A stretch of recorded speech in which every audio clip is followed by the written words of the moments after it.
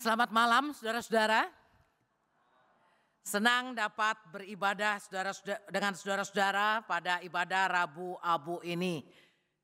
Saudara-saudara, pernahkah saudara kagum melihat bunga-bunga indah di tempat tertentu?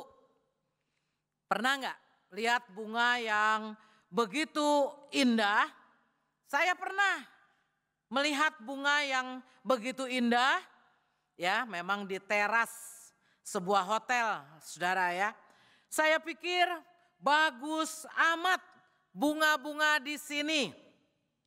Tapi ternyata ketika saya dekati dan saya pegang, tahulah saya bahwa itu bukan bunga hidup. Ya, ternyata bunga plastik, saudara-saudara. Membedakan yang asli dengan yang imitasi atau tidak asli atau palsu sekarang ini makin tidak mudah. Benar nggak? Sekarang ini makin nggak mudah. Ini asli apa enggak nih saudara? Banyak bunga juga nih di sini ya. Nah, saudara boleh tebak tuh yang mana yang asli atau ada yang asli atau ya semuanya cuma ini. Nah saudara-saudara, jadi makin gak mudah dibedakan mana yang asli dan mana yang tidak. Dengan bertambahnya kepandaian manusia, manusia mampu membuat yang palsu makin menyerupai yang asli, ya, makin mirip apa-apanya, saudara. Ya segala macam barang juga, ya. Sehingga untuk benar-benar kita tahu bahwa ini yang asli, kita betul-betul harus mengujinya. Dan ya kita tentunya harus waspada supaya bisa membedakan yang palsu ya dan yang asli itu, saudara-saudara. Dan ternyata bukan hanya berhubungan dengan bunga ataupun barang-barang atau benda lain di sekitar kita. Tapi hari ini sehubungan dengan tema kita juga diingatkan bahwa hidup spiritualitas kita pun bisa seperti itu, saudara. Jadi bukan hanya kesalehan asli, tapi ada juga yang palsu, katanya saudara. Ya. Tidak asli, tidak otentik. Orang menjadi puas, cukup menjadi umat beragama yang dari depan kelihatan baik. Ya. Dan ini yang terjadi, saudara, dengan kehidupan di banyak tempat, juga di negara kita. Saudara, ya, kesalehan belum betul-betul asli sehingga ya ternyata di negara yang dikenal semua orang harus beragama, akibatnya banyak yang tetap dengan mudah melakukan kejahatan, saudara. Nah, jadi cuma sebatas melakukan yang baik hanya untuk dilihat orang. Saudara-saudara, firman Tuhan pada Rabu Abu ini mengajak kita untuk memperjuangkan kesalehan sejati dan bukan yang palsu, saudara-saudara. Nah, jadi kita pasti mau jadi orang beriman yang sungguh-sungguh ya. Tapi dari apa nanti yang kita dengarkan atau dari firman Tuhan, bacaan Alkitab yang kita dengar, mungkin kita juga ya kita bisa memeriksa diri ya bahwa ya bisa jadi kita juga ternyata menjalani hidup keagamaan kita mempunyai kesalehan, tapi bukan kesalehan yang sejati, tapi kesalehan yang palsu, saudara-saudara. Nah, karenanya kita mesti kenal ya, kesalehan yang sejati itu seperti apa dan kesalehan palsu itu seperti apa, saudara. Ya. Nah, jadi bagian pertama saya membicarakan kesalehan sejati dan kesalehan palsu. Tadi dari Matius pasal 6, bagian dari khotbah Yesus di bukit, ya. Yesus menyoroti yang kita baca, ya, ada bagian-bagian lain juga, tapi yang kita baca tadi secara khusus menyoroti 3 praktek kesalehan yang secara ritual dihayati oleh orang Yahudi dan juga sampai saat ini oleh kita, saudara-saudara, yaitu tentang memberi sedekah, tentang berdoa, dan tentang berpuasa, saudara-saudara. Nah, kalau kita pikir-pikir, kenapa ketika, ya ini bagian dari khotbah di bukit, Yesus membicarakan tentang bersedekah, berdoa, dan berpuasa ini, saudara. Pasti, ya kalau saya berpikir, ya karena Yesus melihat bahwa ternyata hal yang harusnya memang sering dilakukan ini, tentang memberi sedekah, ya berdoa, berpuasa, kita juga mungkin sering melakukannya, ya. Ternyata banyak orang yang melakukannya tidak dengan benar, ya, seperti yang ya diajarkan, saudara-saudara. Terlebih lagi ternyata mereka sering melakukan itu, tapi motivasinya jauh dari benar.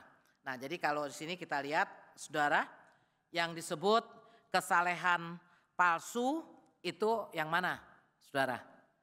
Ya, kesalehan palsu yang mana? Ternyata di sini orang-orang munafik yang memberikan, ya, memberikan sumbangan, persembahan, ya, tapi menggembar-gemborkan hal itu. Ya, di sini menggembar-gemborkan itu bahasa Yunaninya pakai salviso yang artinya meniup trompet sangkakala, ya. Jadi dengan sengaja, ya, dengan motivasi mau orang lain tahu, dilihat orang, mau dikenal sebagai dermawan. Ya, kalau banyak orang pada saat ini, ya, itu yang disebut pencitraan. Ya, memang pada masa kini kita senang bikin-bikin video, ya. Benar nggak? Bikin video itu lalu kita sebarkan, sudah melakukan sebuah persembahan gitu kan. Sebenarnya baik apa enggak? Ya. Ya, kalau saya melihat ya tergantung motivasinya. Ya kan? Ya, ini orang sekarang jadi memang harus betul-betul memeriksa. Karena kita, ya, kita atau bukan ya, ya kan, generasi sekarang ini apapun juga memang mau di-upload, ya kan. Dan upload itu bisa dalam arti gembar-gembor atau bukan. Nah, terserah gitu kan ya. Nah, tapi artinya kita harus waspada, kita harus sadar motivasinya. Saya bisa bilang kalau saya mau mengupload bukan gembar-gembor, ya kan? Tapi kalau saya mengupload itu ya untuk disimpan, ya. Sekarang nyimpannya gampang di mana? Di Facebook, atau untuk memberitahukan kepada teman-teman bahwa ini yang sedang dilakukan gitu kan. Tapi ya semoga memang kita tidak ada keinginan dari situ itu supaya orang memuji-muji kita. Nah, tapi kalau dilakukan supaya orang memuji kita, nah di sini dikatakan kan ya, supaya mereka dipuji orang.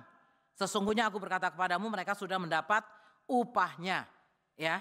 Nah, jadi itu yang Yesus koreksi. Tidak boleh melakukan sedekah dengan cara ya seperti gembar-gembor dan supaya dipuji orang. Tapi yang Yesus ajarkan bisa dikatakan kalau kesalehan sejati itu apa? Saudara, di sini dikatakan, namun jika engkau memberi sedekah, janganlah diketahui tangan kirimu apa yang diperbuat tangan kananmu. Ya, makanya kalau dulu belum pakai amplop, kalau sekarang nggak ketahuan emang ya berapa isinya gitu kan. Tapi kalau dulu waktu belum pakai amplop kan duit itu sampai di uel-uel kecil ya, supaya tangan kiri ini atau tangan kanan nggak ada, ya intinya itu memang sebuah ungkapan saudara ya, supaya memang ya tidak perlu dilihat orang saudara-saudara itu kan. Nah jadi hendaklah sedekahmu itu diberikan dengan tersembunyi, maka Bapamu yang melihat yang tersembunyi akan membalasnya kepadamu saudara. Nah tapi juga jangan motivasinya supaya Bapakmu membalas ya. Nah itu juga gak boleh lagi.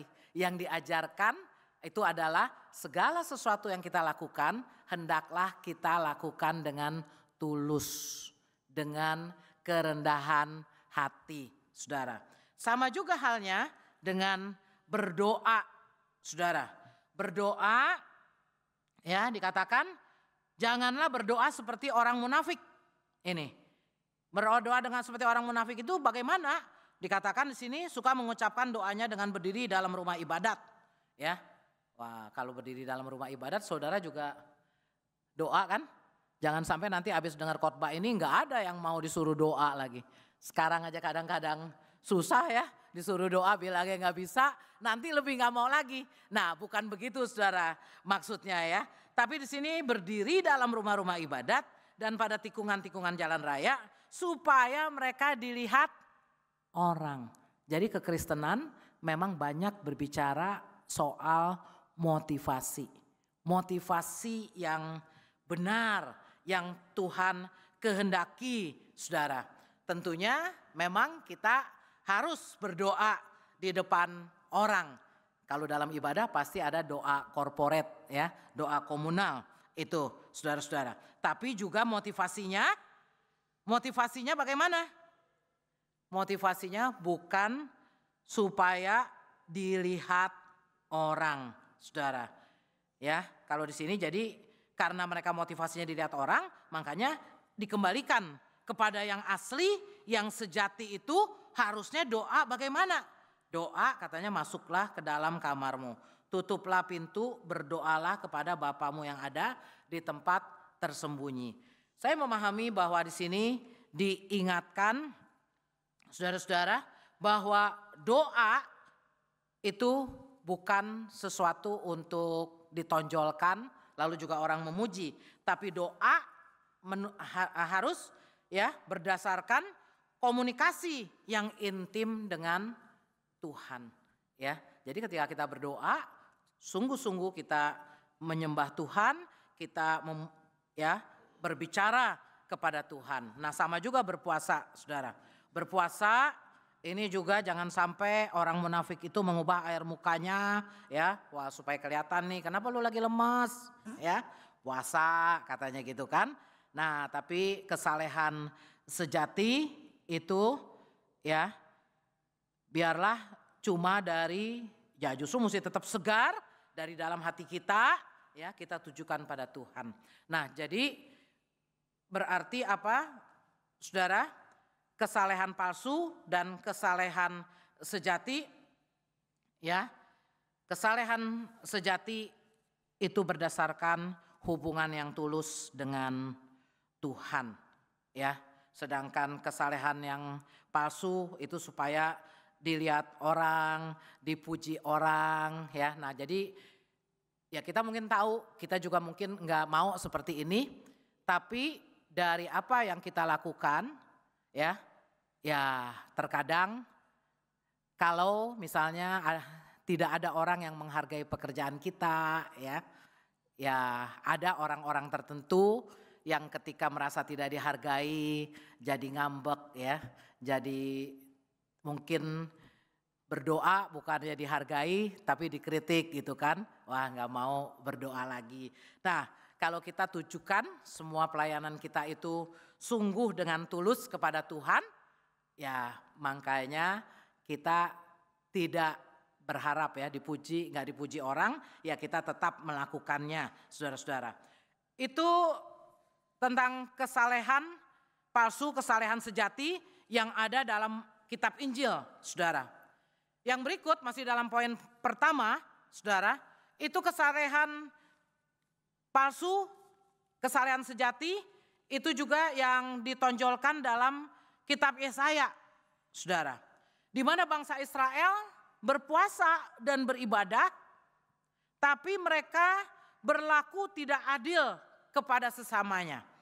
Setiap hari mereka mencari Tuhan, tapi mereka tidak mengasihi sesamanya, saudara. Dan parahnya lagi, mereka nggak sadar bahwa dalam ibadah mereka kepada Tuhan, dalam puasa mereka kepada Tuhan, mereka melakukan kesalahan.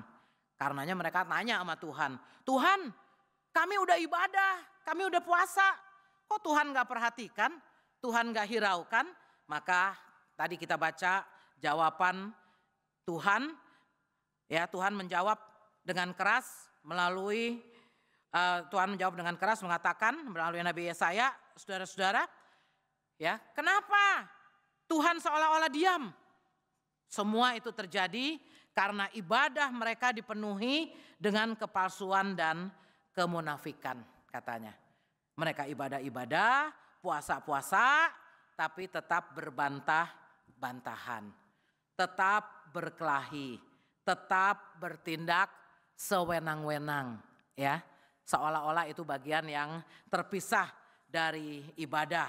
Nah, Tuhan menginginkan ibadah yang disertai dengan tindakan kasih, membuka belenggu kelaliman, melepaskan tali-tali kuk, memerdekakan orang-orang teraniaya, memberi makan orang lapar, menolong orang tertindas, dan memperhatikan sesama, saudara.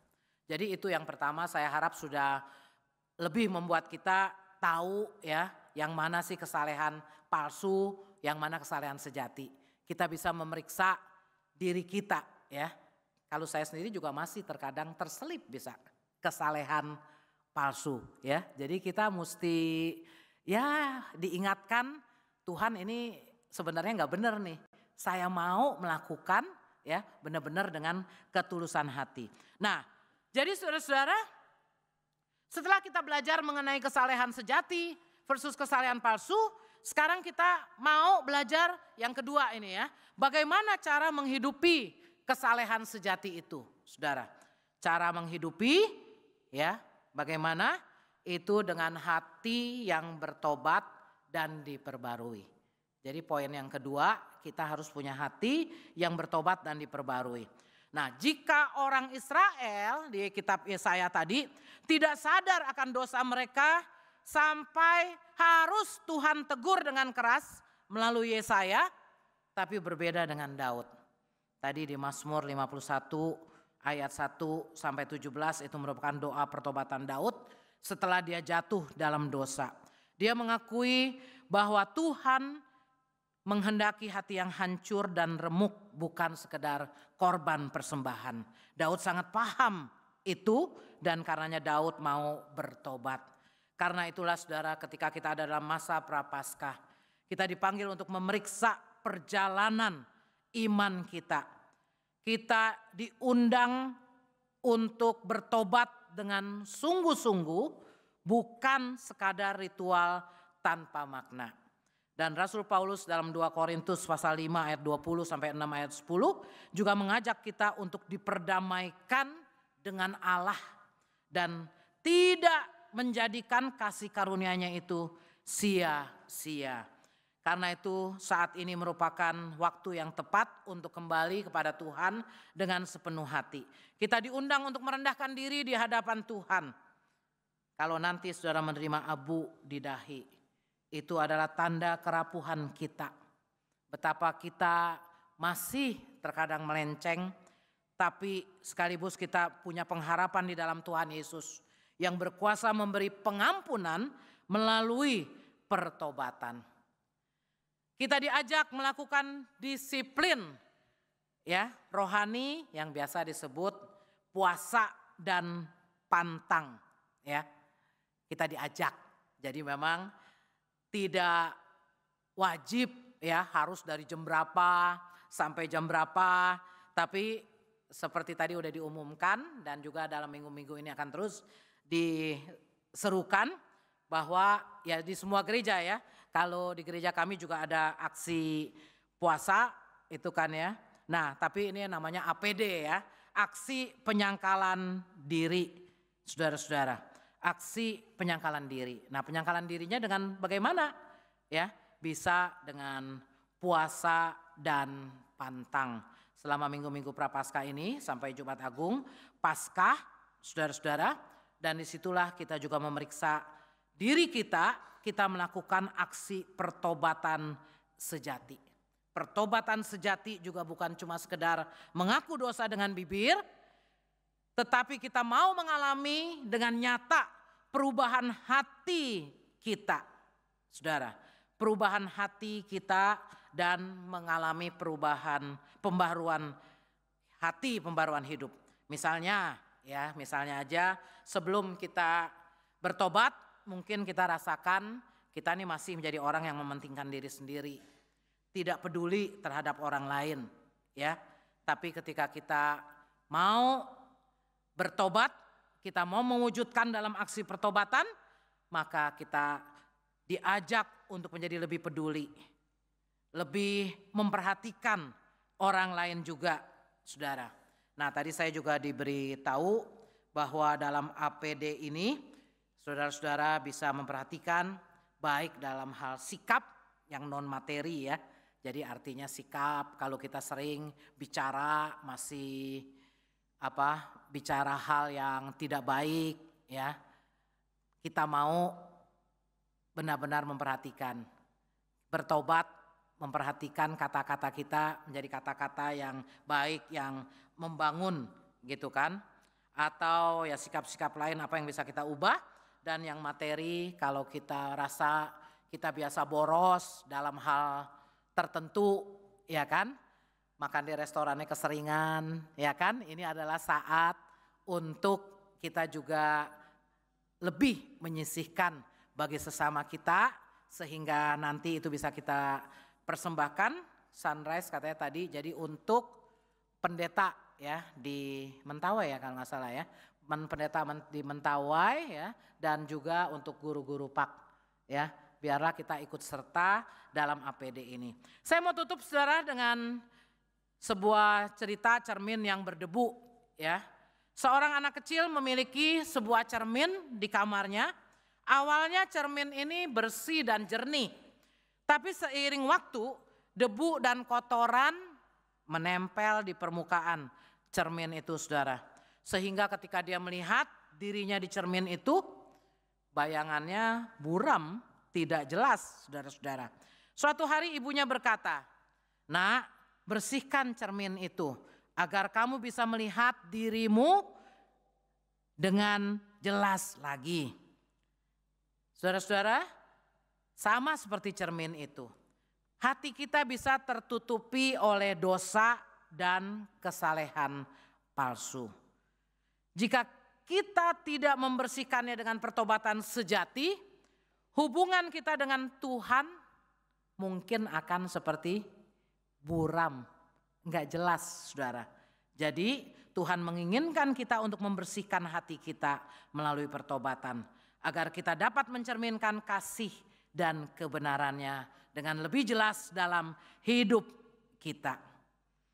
Karena itu saudara-saudara yang kasih Tuhan, mari kita memasuki masa Prapaskah ini dengan lebih mengintrospeksi diri, memperjuangkan kesalehan sejati. Kita mau berpuasa, berpantang, baik dalam makanan, perkataan, sikap kita, ya. Kita mau melakukan seperti yang Tuhan ajarkan. Kiranya masa ini menjadi waktu bagi kita untuk bertumbuh dalam iman dan kasih pada Tuhan dan sesama. Kiranya Tuhan menolong kita. Amin. Saat hening